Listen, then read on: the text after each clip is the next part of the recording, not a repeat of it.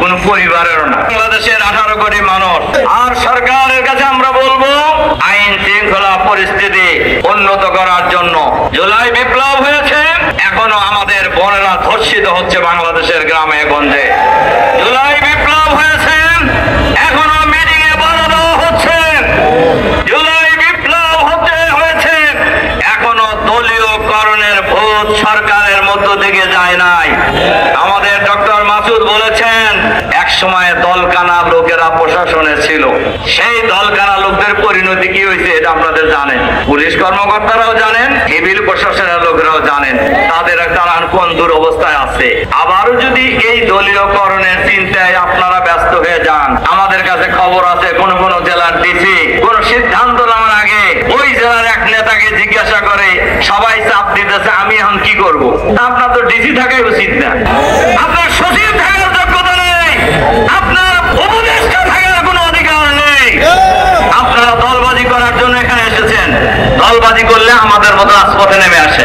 দলবাজি করার ইচ্ছা যদি কোনো উপদেষ্টা থাকে, দলবাজি করার ইচ্ছা যদি কোনো সচিবের থাকে, দলবাজি করার ইচ্ছা যদি কোনো নির্বাচন কমিশনারের থাকে, দলবাজি করার ইচ্ছা যদি কোনো পুলিশ কর্মকর্তা থাকে, তাহলে রিজাইন করে আমাদের সাথে রাস্তায় আসেন। কত বড় বাহাদুর আপনি, কত পাকা রাজনীতিবিদ, তখন আমরা দেখাবো। কিন্তু সরকারের অফিসে থেকে একটা দলের পক্ষে কাজ করবেন আর বাংলাদেশের মানুষ বসে বসে আঙ্গুল চুষবে, এটা মনে করার কোনো কারণ নেই। বাংলাদেশের মানুষ এখন যথেষ্ট সচেতন, সবারই বোঝা উচিত। ঢাকা বিশ্ববিদ্যালয় নির্বাচনের আগে টকশোতে একজন সিনিয়র নেতাকে জিজ্ঞাসা করছেন 3 দিন পরে তো ডাকসু নির্বাচন, কি বুঝতেছেন? কেন ছাত্র দল পূর্ণ প্যানেলে বিজয়ী হবে, মানে কি বাহাদুরি ভাব দেখছেন না? এরপরে বলছে যে কেন আপনারা কিভাবে বুঝলেন যে ভোট তো এখনো হয় নাই, কেমনে বুঝলেন যে পূর্ণ প্যানেলে বিজয়ী হবে?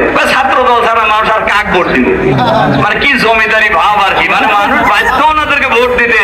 ওই দিন শেষ হয়ে গেছে ভাইরা আমার।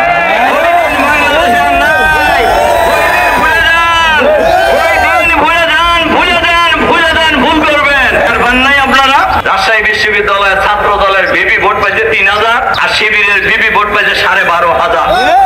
আপনারা টের পাইতেছেন না? বাংলাদেশের মানুষ আগামী জাতীয় সংসদ নির্বাচনে এরকম একটা নীরব ভোট বিপ্লব করবে ইনশাআল্লাহ।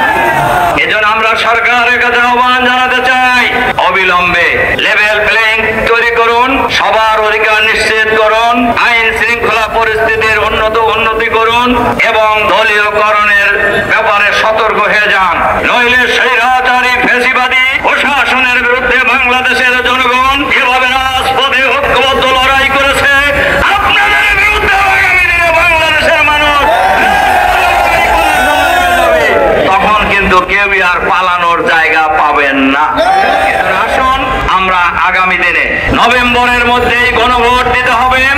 গণভোটের ভিত্তিতে জুলাই সনদের ভিত্তিতে আগামী মধ্য ফেব্রুয়ারি জাতীয় সংসদ নির্বাচন নিশ্চিত করতে হবে।